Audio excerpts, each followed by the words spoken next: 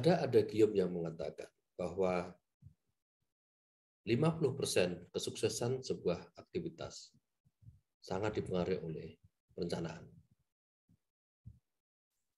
Hal yang sama juga berlaku dalam perencanaan audit.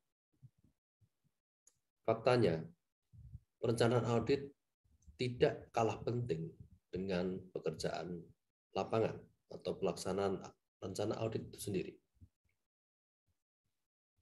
Pada bagian ini saya akan memaparkan secara overview mengenai beberapa aktivitas yang penting yang harus dilakukan oleh auditor dalam merencanakan sebuah penugasan audit.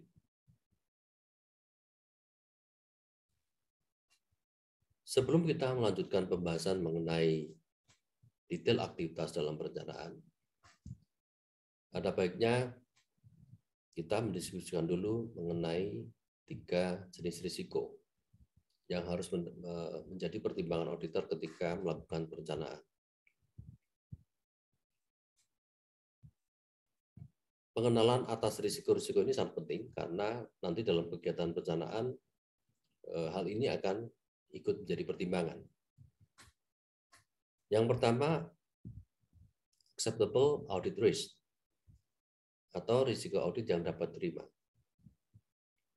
Ini menggambarkan ukuran kesediaan auditor untuk menerima bahwa laporan keuangan mungkin mengandung salah saji yang material setelah audit selesai dan opini tanpa modifikasi telah dikeluarkan. Artinya, risiko bahwa opini WTP yang telah dikeluarkan oleh auditor itu masih mengandung salah saji material. Yang kedua, client business risk atau risiko bisnis klien. Ini risiko yang ada di klien. Risiko ini menggambarkan bahwa entitas gagal mencapai tujuan atau menjalankan strateginya. Dan ini dapat timbul dari faktor-faktor seperti perubahan signifikan dalam kondisi atau peristiwa industri, seperti perubahan peraturan, atau penetapan tujuan, atau strategi yang tidak tepat. Klien bisa saja gagal untuk mencapai tujuannya, karena banyak faktor. Nah, pengenalan akan risiko-risiko yang dihadapi oleh klien yang nanti berpeluang untuk menggagalkan pencapaian tujuan, ini menjadi pertimbangan penting juga oleh auditor ketika merencanakan audit. Yang ketiga adalah risk of material misstatement atau risiko salah saji material.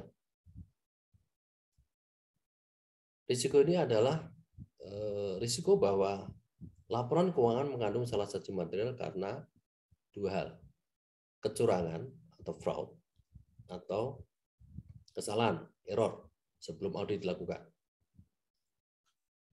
Risiko ini menggambarkan kerentanan laporan keuangan terhadap salah saji dan efektivitas kontrol klien dalam mencegah dan mendeteksi dan mengoreksi salah saji. Ketiga risiko ini secara bersama-sama nanti akan mempengaruhi bagaimana auditor itu merencanakan sebuah penugasan. Kesalahan identifikasi ini tentu akan berakibat pada pekerjaan lapangan.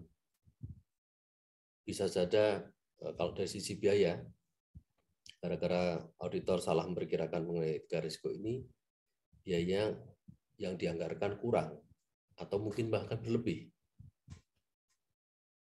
Waktu auditnya kurang atau mungkin kebanyakan,